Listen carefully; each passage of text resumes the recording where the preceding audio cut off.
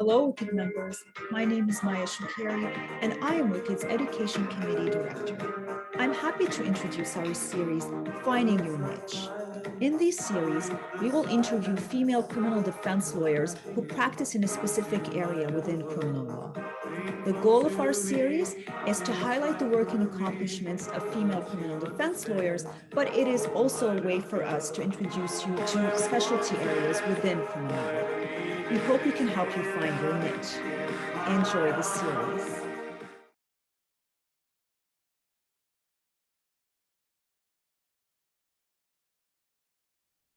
Hi, Hamna. How are you?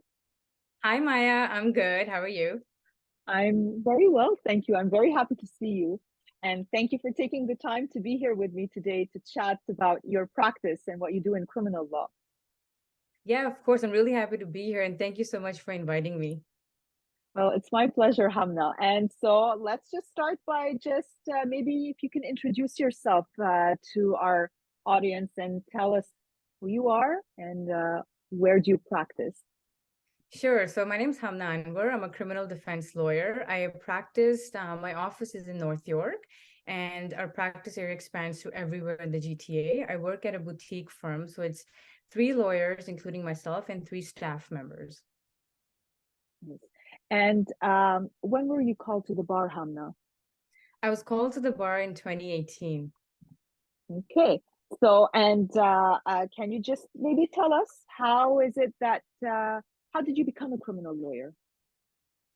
Sure. So I'll start with this because I think it's important to talk about my journey, backing up a little bit more than usual. I actually came to Canada in grade six, so I grew up in an immigrant household, and I think that's very important. And I may not have to explain it to you or anyone else who belongs to an immigrant family, but the elements you grow up around is like the sacrifice your parents have made and the good citizen that you're meant to be. So the choices we had growing up was like, hey, you can be a lawyer, an engineer, or a doctor. And my siblings and I sort of fulfilled those wishes. So all three of us are one of those three things.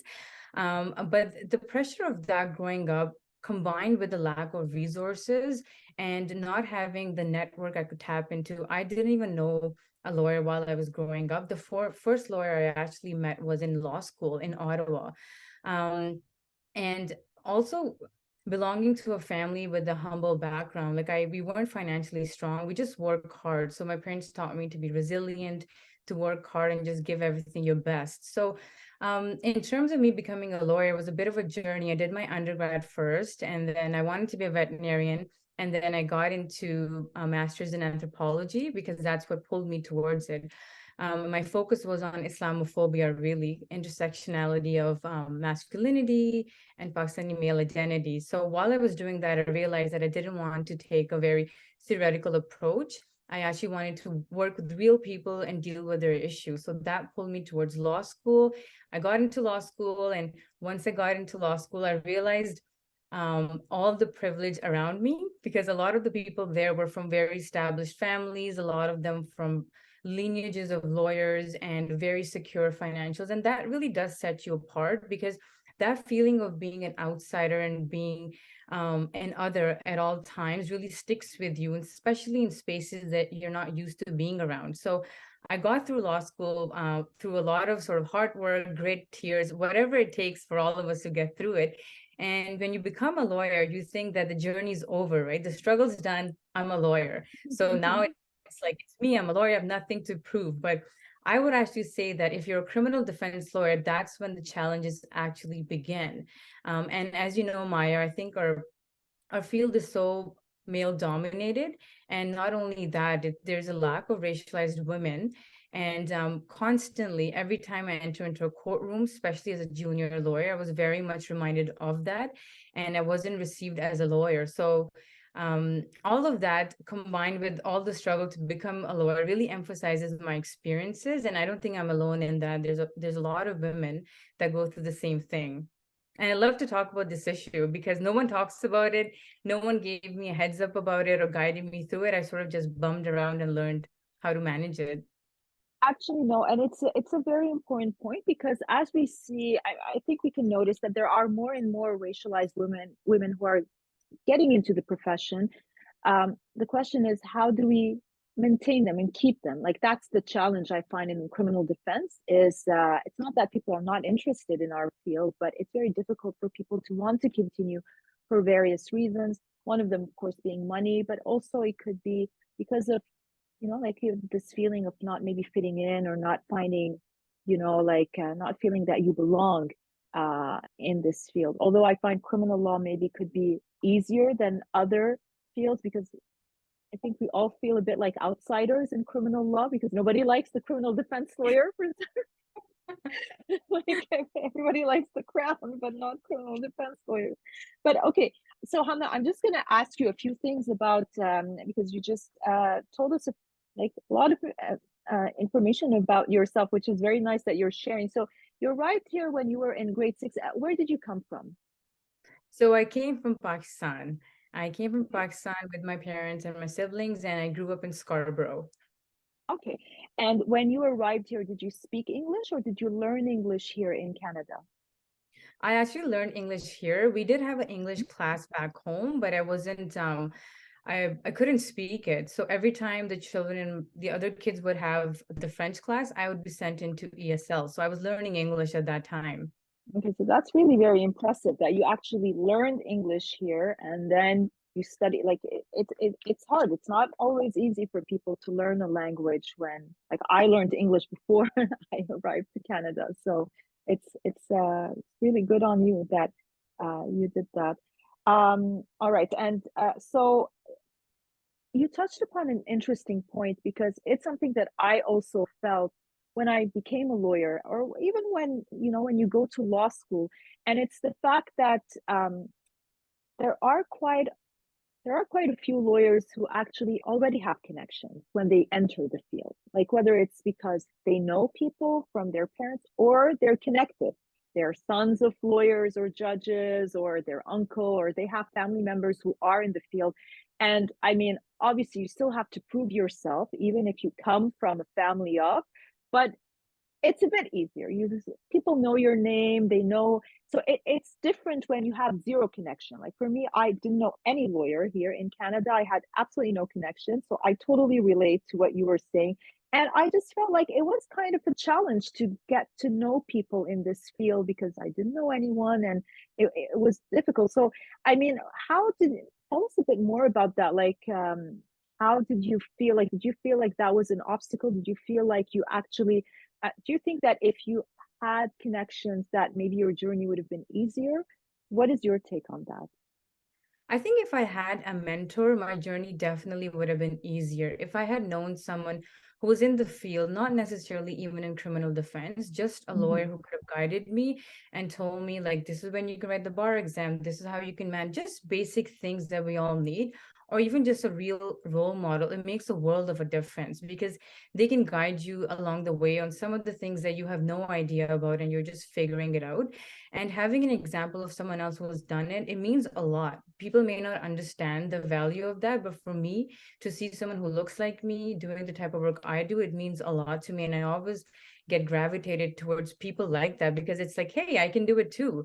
And I'm come to the point where I people come to me and they say, oh, you're doing it, so I can do it too. And I always get surprised because I always see myself as that person who's still becoming, but a lot of people want to get where I am already. So I always try to give back. I love mentoring, especially young racialized women, because they have the same issues that I had, and they're so simple. Can I do it? What should I do? And it's just a little bit of like kindness towards someone who's a student, and it means the world to them. So students always reach out to me, and I love mentoring both formally through different organizations and informally, just casually. I met someone at Staples and she wanted to be a lawyer, and I gave her my card, and I want to help her. So it's just everywhere I go, I love just mentoring along the way.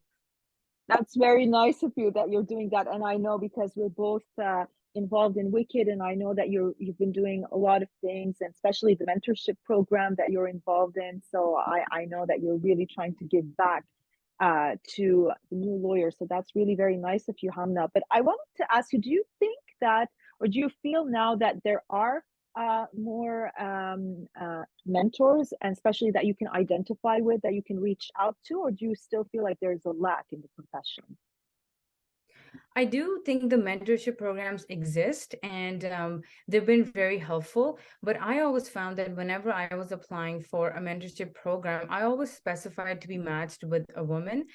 So it's just you just gravitate towards people who look like you, because you don't have to explain some of the things that you may have to explain to someone else, because no one understands the intersectionality of being a brown woman in criminal defense unless you are that person, right? You don't have to be brown, but you could be from that background. So the fact that I'm standing in court, I am a woman, I'm a racialized person, I have all of this baggage, immigrant baggage. Like if I get someone else who's gone through that experience, they can just relate, and that relatability factor means so much. So it's not that you always need someone who's diverse or a woman. It's just that people who don't get it, they actually don't. I had to spell it out for someone and say why, when I walk into a courtroom, people have these notions about me, like, are you the interpreter, are you the accused, are you someone's sister? So they never see me as a lawyer. And when I talk to my peers, people always say it's because you look young. Fine, that could be a factor of it, but it's not all that, because my peers, my white male peers who are men, they always get mistaken to be police officers, right? So it's a huge difference between being thought of an assistant or an interpreter, and they're all respectable jobs. But it's just, it takes so much to get to that point, and someone can just take it away in a second. And I also want to talk about sort of the pressure that's on us to push back, to always speak up, right? Like it's not fair. Sometimes when we're in court and someone passes a comment, like early on when I was starting out, I would freeze up, and I would just think like, did I just get called someone's assistant? And you freeze up, and it takes a toll on you, right? And over the years, I've built a voice for myself, and it's not easy, right? I used to be very timid. I used to be very respectable. And now it's like, you have to say something. And And what do you say? Yeah, but how do you react actually now? Like, I guess it's a different reaction. You don't right. freeze anymore. Yeah. So you know what it So, is? It's also early on, you're also very insecure. You have the imposter syndrome. You don't yes. know what you're doing, just like any new lawyer, right? Like you don't know what you're doing. You just want to just do the things you're supposed to do and get by. And the first time when someone calls me, so Peter's assistant, I work with Peter Lindsay, I'm next to him. And the automatic assumption is that I'm his assistant. Why can't it be co-counsel? Why can't it be an articling student? I froze. And I was just like, whoa, and people can think it's not a big deal, but it really is. You have to see it from the perspective of the person who's being called that. I froze up, and then I went back to the lawyer's lounge, and someone was present who witnessed that. And she told me, hey, you should have said something. Right. And then in that moment, I felt the pressure of like, yeah, why didn't I say something? I felt like such a coward. But then those are some of the things I've learned over the years to give myself a break. Like I could be having a rough day. I could be thinking about something else. The onus is not always on me to educate people. And honestly, it's not easy to say something to the judiciary, right? Because you just want to manage that respectfully and properly. But I think as you get more comfortable and you carry yourself with more confidence, like I'm very comfortable in my skin now, which I definitely was not earlier on. I was very much aware of it. Now I'm so comfortable. And the comments have gone down. Maybe it's because of the way I carry myself, or confidence has gone And up. people know you now. Yeah, Well. people know me. That's true. But still, people would readily just, they can take it away in a snap second. But I'm confident. So I'm like, it's okay. Like, I'm not going to lose it over this or become extremely upset. But if some days I would get upset about it, and that's okay too. So I think it depends on the day I'm having. So I would comment back. I have pushed back now.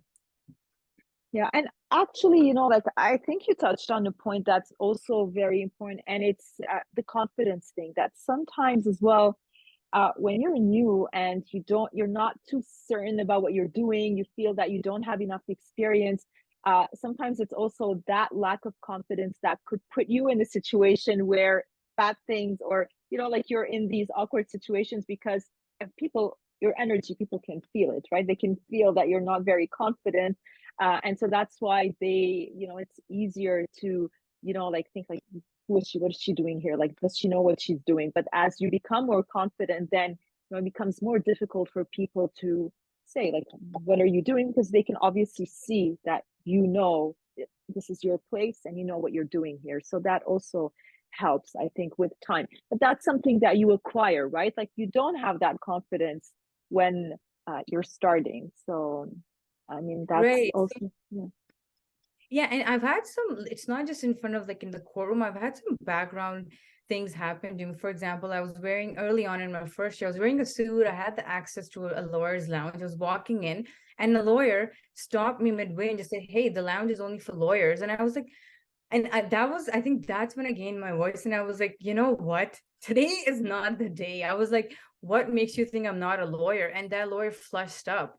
Like, honestly, it was the lunchtime. I was in the middle of something with my client and figuring things out. I don't need that type of a hostile interaction. Like, it's just not fair.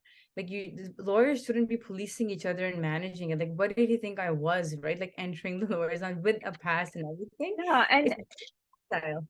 it actually, like I think it also gets to the to this issue or this point of the image that people have of what a lawyer should look like. I mean, really, if we think about it, like, what should a lawyer look like? Is there a type, like a specific type? Like, I don't know, any person can be a lawyer, right? Like, it could be of any age. And well, I mean, you have to be over 18, but generally speaking, like, I mean, it's true because, like, why would you expect some people to be lawyers as opposed to others? So it's, I don't know.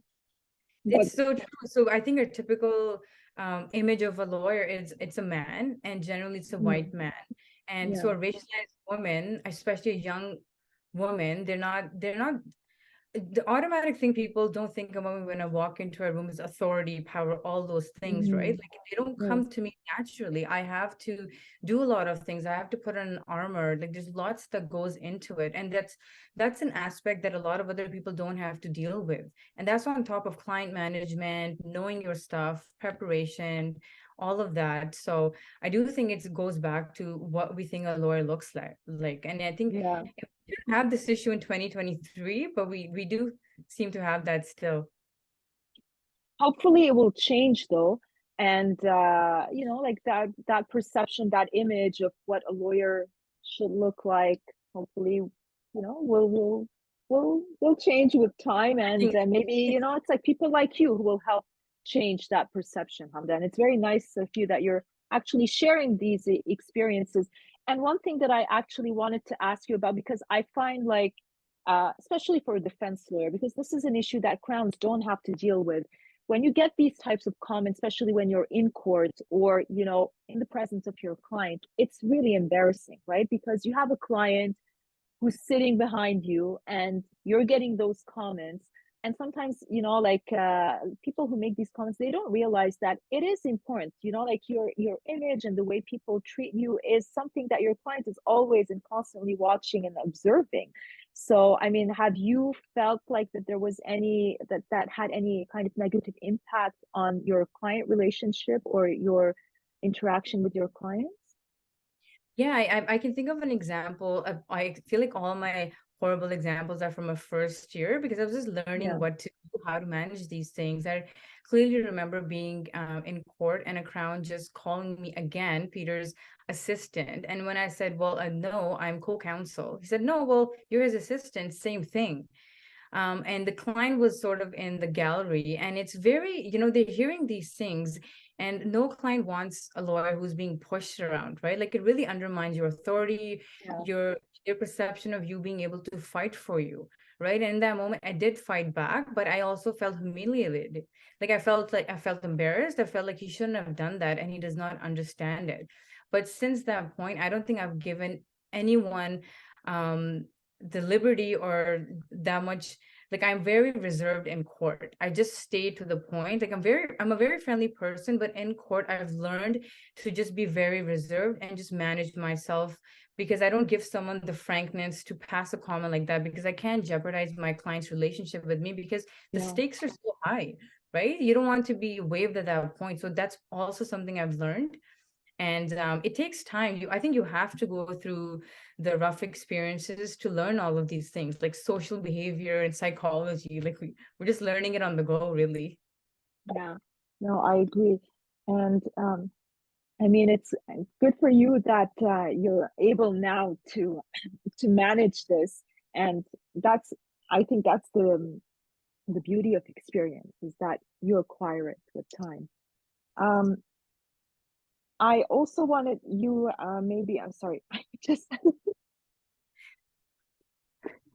so one last point, Hamna, that I wanted to touch upon is, now you mentioned the struggles before you became a lawyer, but then you said that once you become a lawyer, then struggles continue. So one of the things is, one of the examples that you mentioned is the perception at the beginning of your career that people would mistake you for an interpreter or for anything else but a lawyer. But what are some of the other struggles that you face now, now that you are a lawyer? Because struggles are different when you're a law student, or like you're studying to become a lawyer. But obviously, it's a very different type of struggle once you do become a lawyer. So, what are the other struggles that you still find or are still facing in the profession? So I would say that when you enter into a firm setting as a new call, your biggest struggle is that you're desperate and you're very excited to have your own clients, right? But when you enter the door, you're not handed those exciting big files, right? You're doing a lot of the support work, do the factum writing, the crown pre-trials, the judicial pre-trials, the bail hearings, but you're not the trial counsel. So you're just waiting to get that experience. So it sort of goes like this, and all of a sudden it picks up. And I Yeah. think I'm at that stage when things have really picked up, when I have like a lot of my own clients, good amount of files, like I'm really enjoying that. But I went through that phase where I was just wait to get my own files so I can be that lawyer. And I think that's extra emphasized when you're in a setting when you have private clients, because clients are paying money for a certain lawyer, and that's generally for senior lawyers. So to build your brand, to get clients, for me to be able to tap into the languages that I speak, it takes time to learn that, because early on, you're just learning how to do things, right? Just like any other lawyer, you learn how to run a trial, how to deal with issues. And then the part comes when you want to get your own clients. So that has been something that I got into a couple of years ago, but I'm doing well now and I'm really proud of myself. And I actually really enjoy all my client relationships. And you get so attached, right? It's not files, they're human beings in their lives, and you get so invested. So I think with that comes a lot more challenges, because the files are more substantive, the stakes are very high. People can get deported, people can be in jail.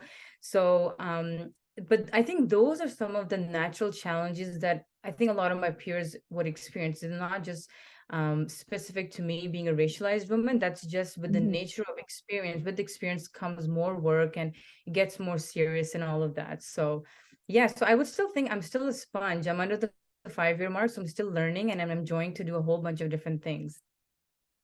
Nice. And we're very happy to see you, grow in your practice, Hamna, and to see how, you're becoming more and more confident in what you're doing. And, like you really do give a very nice image and representation of what a modern female lawyer should look like. And thank you for everything that you're doing. And I want to thank you also for taking the time today to chat with me and to share your very personal experience and to talk about these issues, because like you said, we don't hear enough about that, and sometimes it's not a very comfortable topic to talk about, and not everyone is willing to share that experience. So I really thank you for being very open and frank today with us. So thank you again, Hamna, for your time today. Thank you so much for having me, Maya. And I think I'm at that stage now where I'm okay to be vulnerable, because I think my story and my experiences can help someone else who's going through it, and they can know the time changes, and it does change. It definitely gets better. So I thank you for the opportunity for interviewing me. And It's thank my you for doing pleasure. what you do for WiCCD. It means a lot. You're I know you're epic on your own. So you should be interviewed yourself. I don't really have anything interesting to say, but just one last thing before we end this interview, because you are on social media. So if ever anyone wants to reach out to you, where can they find you, Hamna?